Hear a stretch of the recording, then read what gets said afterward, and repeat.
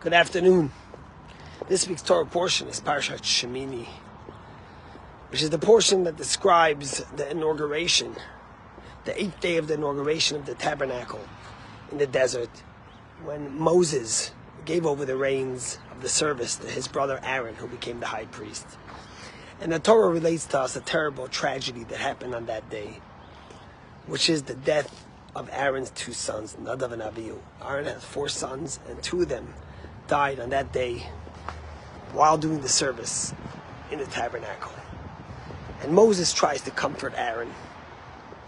And the Torah finishes, Vayidom Aharon. Aaron remains silent. The rabbis explain that the word Vayidom doesn't just mean a silence, but it means being stuck in a place, not being able to move, not being able to express yourself.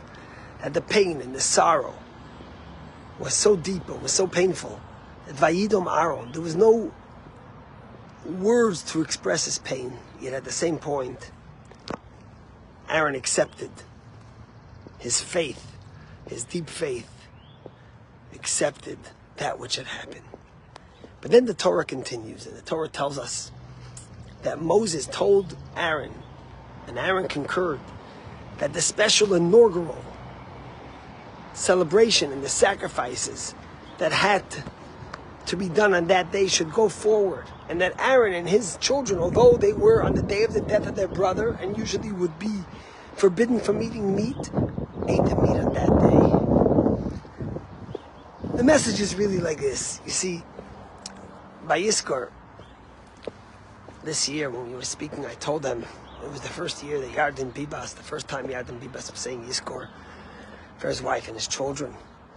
Think about it. The father coming home after 500 days of captivity to say Yizkor for his wife and his 2 little children who were brutally killed. And we all remember that infamous picture that is seared in our mind of Shiri Bibas being pulled by the murderous terrorists and clutching to her 2 children in the blanket, and the sheer fear on her face. And then we also know Noah Argamani, who we always have the image of, who was taken on a motorcycle by Hamas terrorists into captivity, an image we will never forget.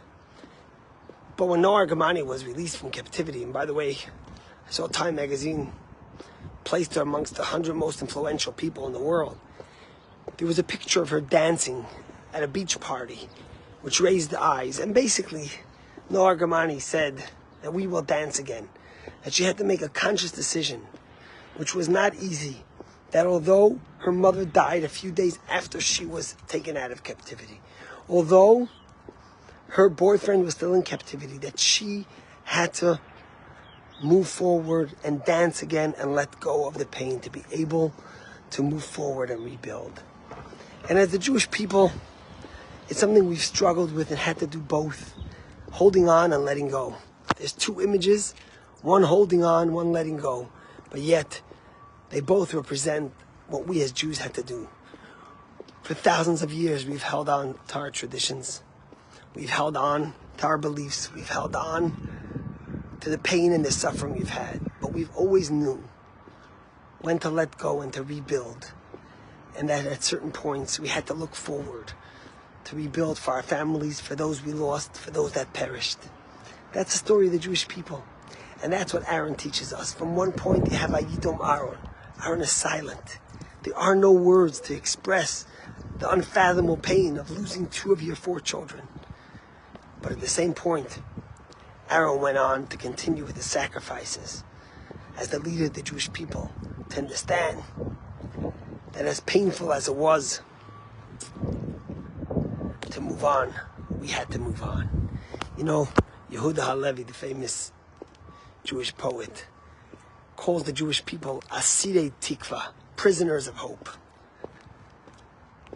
In a certain sense, that's the only prisoners we agree to be, is prisoners of hope.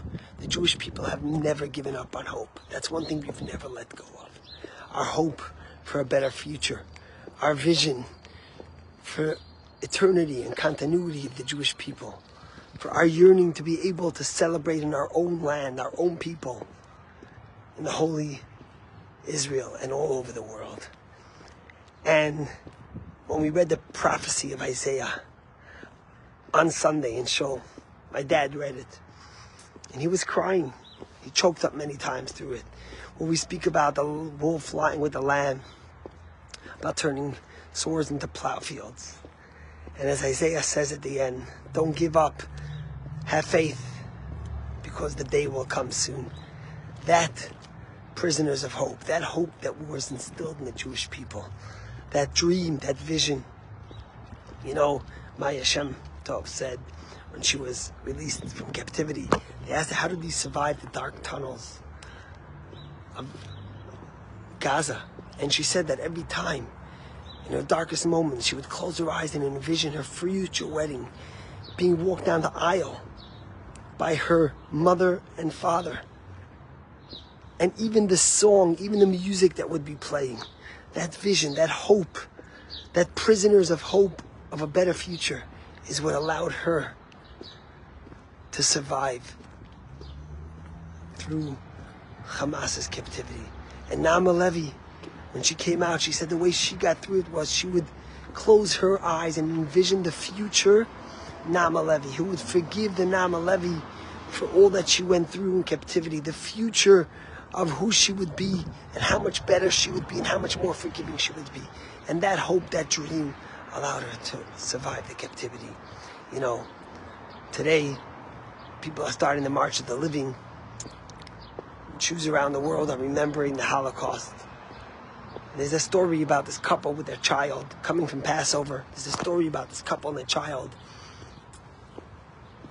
who, as they were being taken, they were making rounds in Poland, and this family sat down to the Seder. And at the Seder, the little 8-year-old child turns to his parents and says, Daddy, Mommy, will I be able to say the 4 questions? Will I be able to ask the 4 questions next year?